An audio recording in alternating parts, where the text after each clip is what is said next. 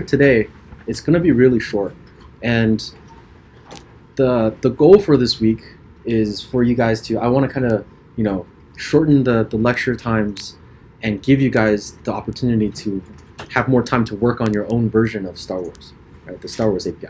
So this is the app that I made, when I was doing iOS, and we're using the same API as the one we're using, as you see here, right? So I have all of these different things that I haven't really finished yet, but using the API, you can get all of this data and also all of the data for all the other things as well, right? So what we're going to do today is we're just going to quickly go over how to use API calls, how to do API calls in Swift, how to do it without any frameworks and just like the normal vanilla way to do it. It's going to be a really quick lecture. I'm going to use the code that's on the platform, and in the platform they go into detail about each line, what they do. I'm kind of going to go over, just talk about, hey, this is that, and you'll get more details as you read through the platform, right? Tomorrow we're going to do, I'm going to show you guys how to do this stuff using a framework called Alamofire, which is kind of one of the industry, Alamofire. Alamofire. Alamo? Yes. A-L-A-M. Yes. Alamofire is a really common framework for doing APIs. It makes it really easy to do. So the way that we're going to do today, there's going to be a lot of code. It's going to look kind of messy. Tomorrow with Alamofire, we're going to see how it's like super simple, right? And then on Wednesday, we're going to talk a bit about the Grand Central Dispatch and the different queues and stacks and stuff. And then Thursday is going to be kind of work day, catch up day, and then Friday there's the exam. By the end of today, the goal is to get the film's assignment done, right? And then tomorrow we're going to jump into Faster UI, and then we're going to work through this throughout the week. And also, this probably won't take you all week. So if you do finish early, work on the making your own Star Wars API app better. Or if you want to, and you're done with all of the advanced stuff, you can ask me if you want to take the exam earlier and take Friday off or anything like that. Just let me know. Okay. So, any questions on the agenda so far for this week? All of this is going to be on the exam? No. None of the API things are going to be exam. Okay. The only things on the exam are going to be the iOS intermediate things.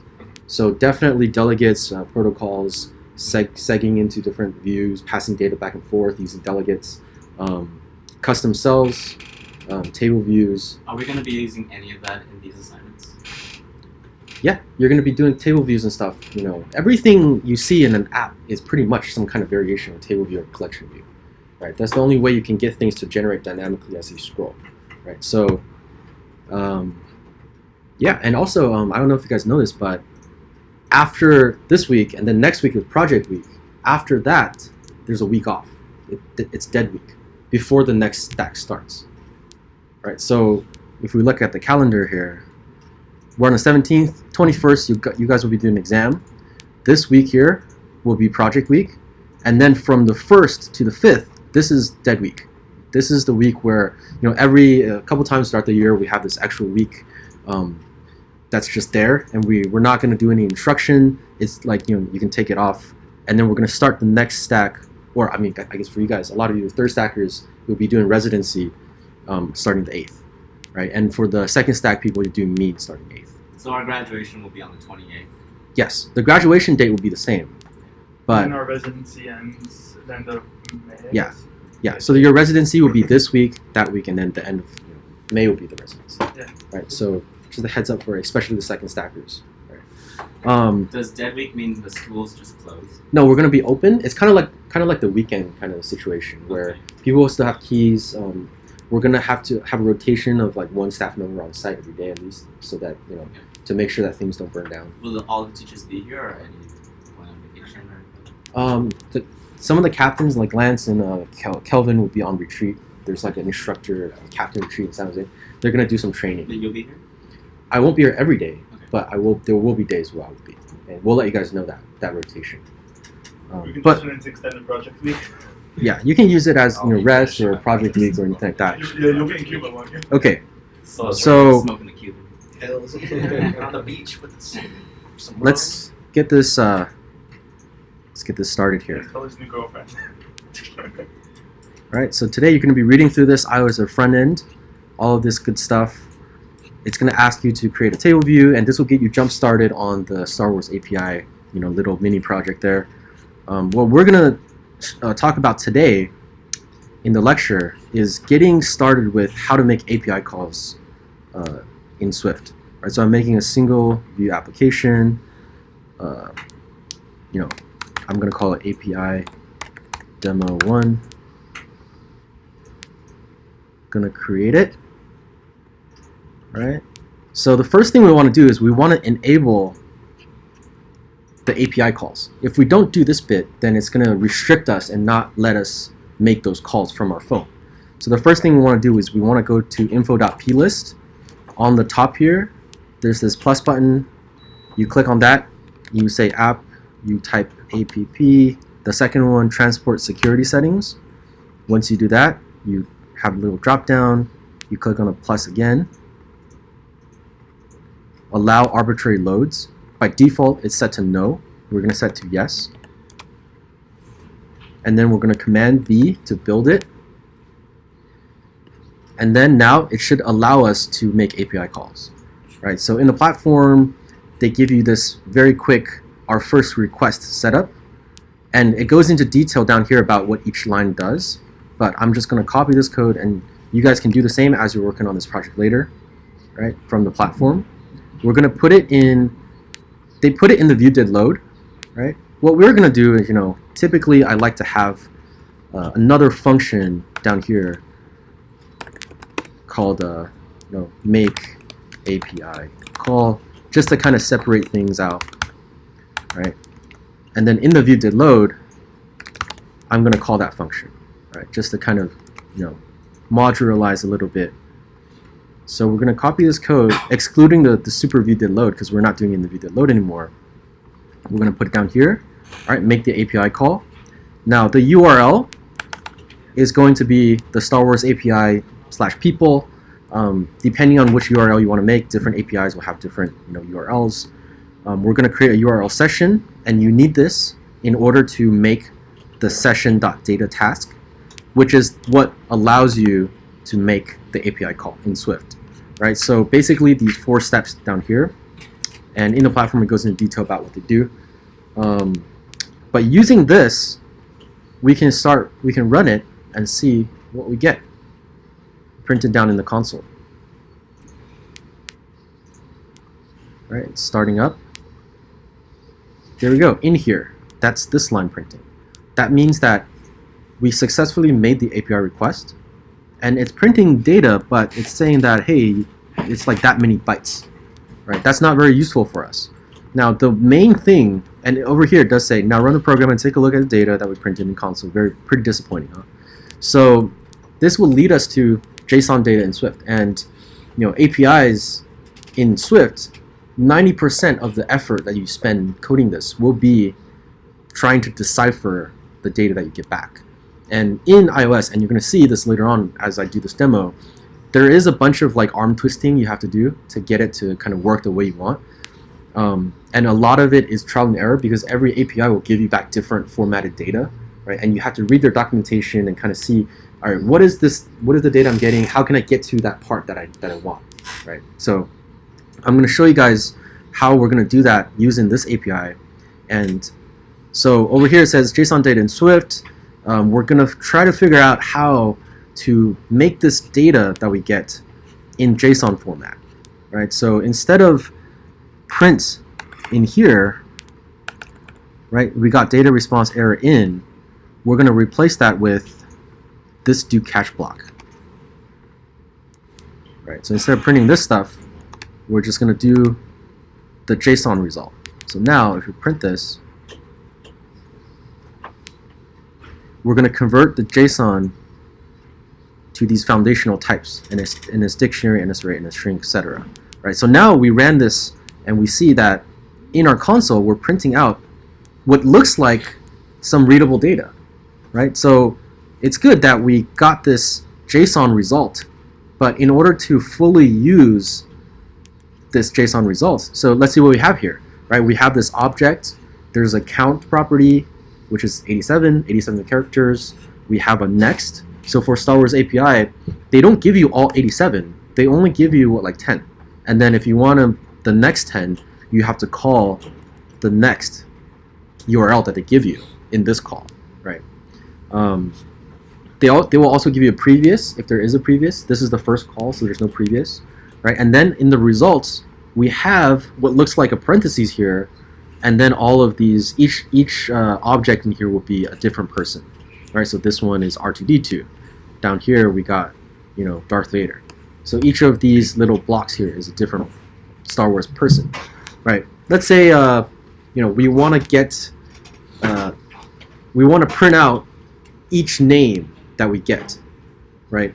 If we wanted to do that, we're gonna have to do some massaging of this data here, right? So what we're gonna do is, all right, we're not gonna use this anymore. Let's just go in here.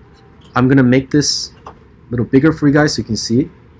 Now that we're going, off the platform a little bit. All right. So we know that if we print JSON result, we get this, right?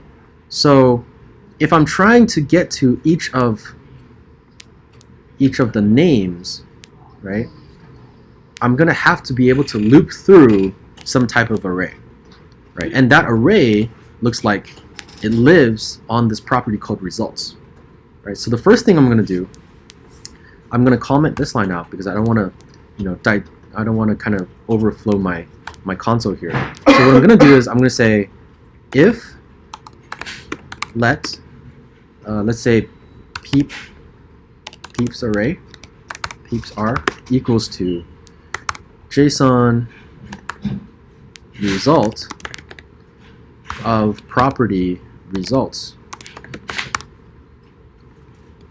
Then let's print peeps array. All right. So if we do this and we run it,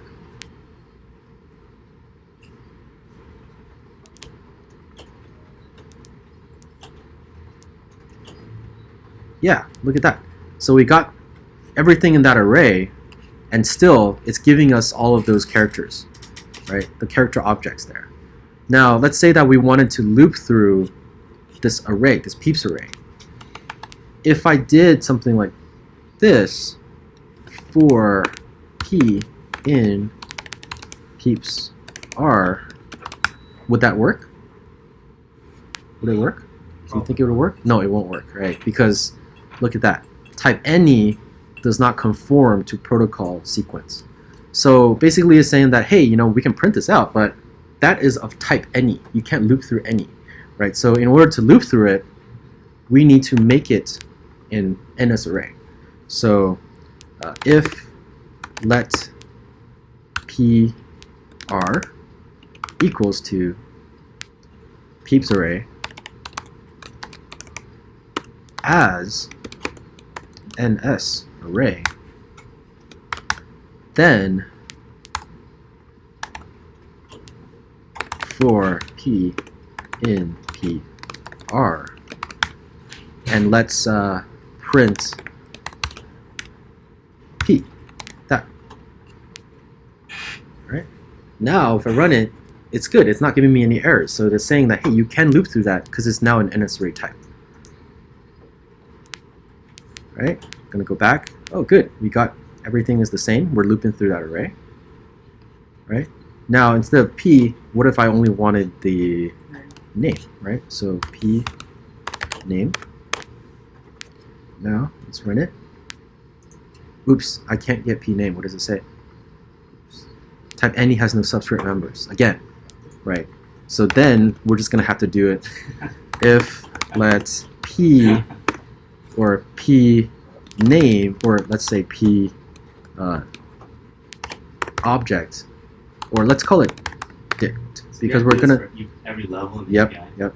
So if let p dict equals to p as nx dictionary, then we're gonna print p dict of me.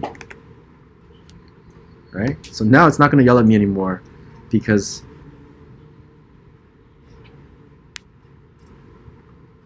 it's gonna print the thing I want. optional. Oh, look at that. You got all these optionals. So let's go ahead and unwrap this optional. Let's get rid of this guy. And now it should be list of 10 names. Yeah, there we go. Look at that. So you have to kind of pry it open and like twist its arm to make it do what you want it to do. And the majority of the time when you work with APIs, it's going to be this. It's going to be trying to figure out how do I get that data that I want, right? But there is a way to do it. You just have to make a bunch of these if conditions, right? So that is pretty much what I have for you guys today. Tomorrow we're going to look at how to do this using AlimoFire, and we'll get into CocoaPods, which is kind of like NPM, right? In NPM, you did NPM install this module, that module. So there's a similar thing in iOS called CocoaPods, which is like something that you install once, and then there's like a little file you go into and just add things, and then you would do CocoaPod install. And then it'll install all of these different frameworks and dependencies for you, and then you can use them when you import them up top, right? So tomorrow we're going to talk about that. Today, try to get through the people, get films, get people, and you guys have a lot of time to work, right? So that's it for this.